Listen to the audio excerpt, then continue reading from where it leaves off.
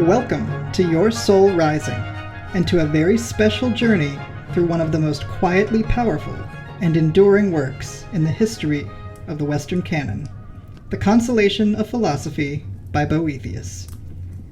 This text is not just an artifact of late antiquity.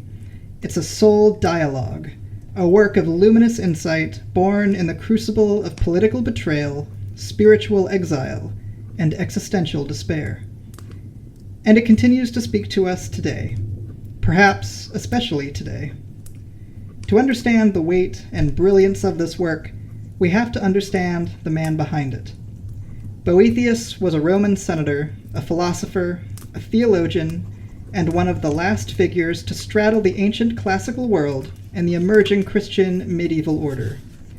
He lived in the 6th century, at a time when the Western Roman Empire had collapsed, and Italy was ruled by the Ostrogothic king Theodoric.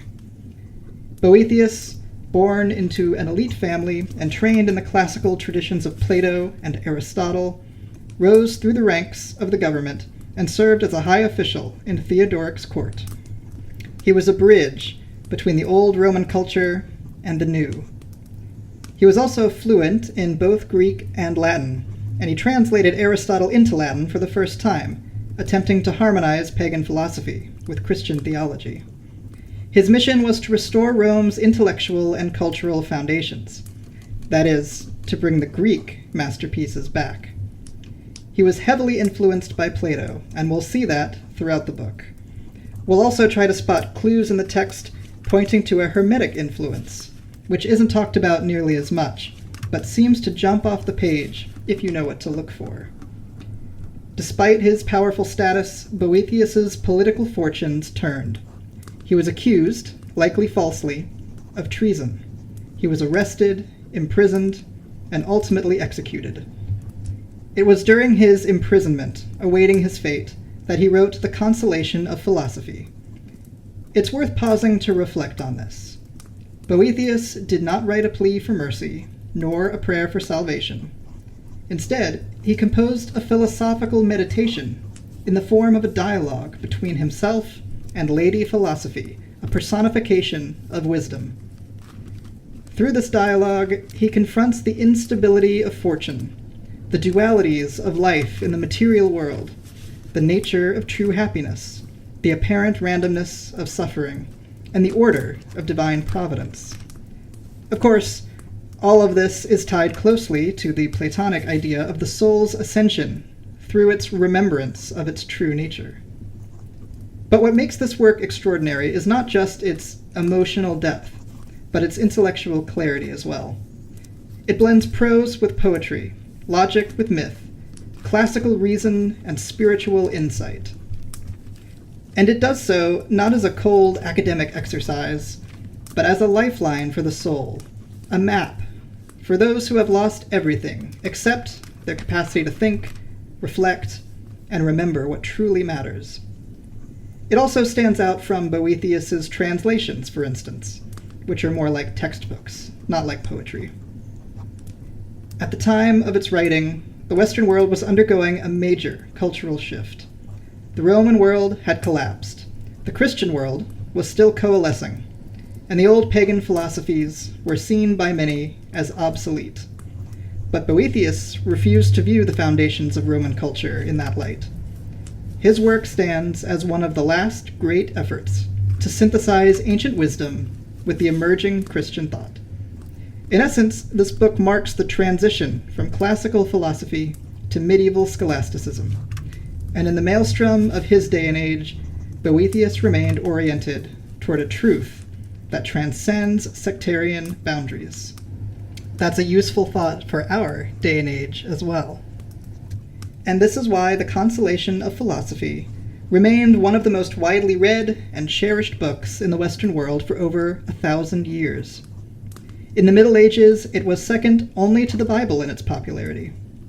It was translated by Alfred the Great, quoted by Dante and Chaucer, and studied by Aquinas and C.S. Lewis.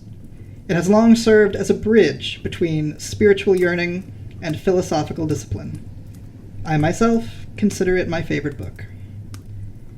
This series is for anyone who has ever asked, Why do good people suffer? Is the universe just? Where can I turn when everything I thought was stable begins to collapse? It's for those who want to learn how to think without losing their soul, and how to feel without abandoning clarity. But Boethius offers no cheap comfort. Instead, he invites us into a higher order of reflection. He teaches us how to let go of what we thought we controlled, and how to find peace in what can never be taken from us. That is to say, this work is a philosophical and artistic portrayal of the soul's journey of ascension from total despair to its highest identity with the divine light within. We see Boethius rise from what is now popularly called the dark night of the soul, which catalyzes him into spiritual growth, to a remembered peace that transcends duality, misfortune, and the material plane itself.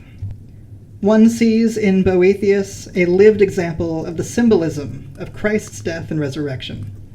To ascend to the Father, we crucify our material egoic identity, then utilize the suffering that the ego experiences as a result, before that refining fire allows us to be born again as our highest identity, that of the soul who is in the world, not of the world. That entire drama is obviously connected to Christianity, but finds resonance with Platonism and, in arguably one of the roots of Platonism, Hermeticism. As we move through the text, chapter by chapter, I'll be offering explanations of the arguments, insights into the historical and philosophical context, and reflections on how these ideas still apply in a world that often feels just as uncertain as did Boethius's.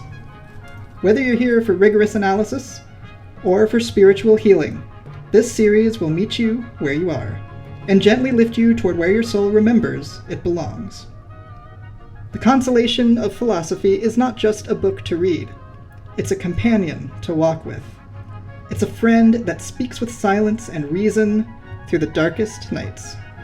It's a reminder that even in exile, the mind can return home. So if your soul is ready to rise, then grab a blanket, a warm drink, get cozy, and we'll begin.